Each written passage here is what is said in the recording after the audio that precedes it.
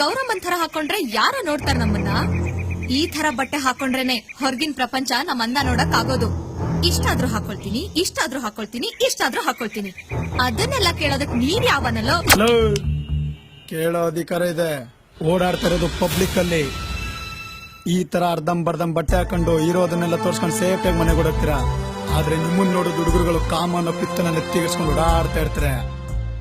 ಆ ಟೈಮಲ್ಲಿ ನಿಮ್ಮಂತವ್ರು ಸಿಗಲ್ಲ.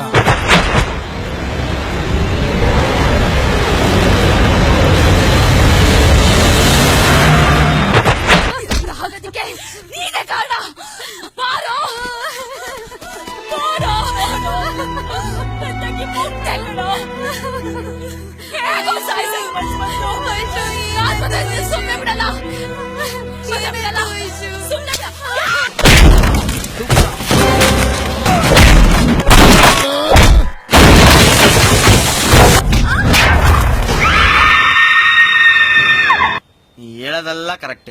ಮೈಸೂರು ಹೋಗ್ಬೇಕು. ಹೋಗತ್ತೆ ಬನ್ನಿ. ಓಕೆ.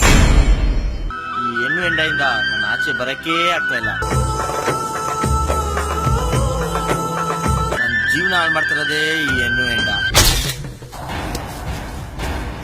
ಇವನ್ನ ಡಾಕ್ಟರ್ ಹತ್ರ ಕರ್ಕೊಂಡೋಗಿ ಸೈಕೋ ಅಂತ ಹೇಳಿ ಸರ್ಟಿಫಿಕೇಟ್ ಮಾಡಿಸಿ FIR ಫೈಲ್ ಮಾಡ್ರಿ. ಸರಿ ಸರ್. ಆಮೇಲೆ ಆ rape case, robbery case, murder case, ಇನ್ಯಾವ್ದಾರು ಹೆಣ್ಮಕ್ಳು ಕೇಸ್ ಇದ್ರೆ ಎಲ್ಲಾನು ಇವನ್ ತಲೆ ಮೇಲೆ ಫಿಟ್ ಮಾಡಿ ಕೋರ್ಟಿಗೆ ಪ್ರೊಡ್ಯೂಸ್ ಮಾಡ್ರಿ. ಸರಿ ಸರ್. ನಮಗೂ ಹುಡ್ಕೋ ಕೆಲಸ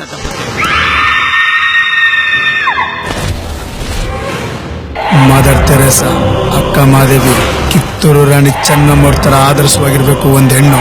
ನೀವಿರೋದು ಮಾರ್ಕೆಟ್ ಅಲ್ಲಿ ಮಾರೋ ತರಕಾರಿ ತರ.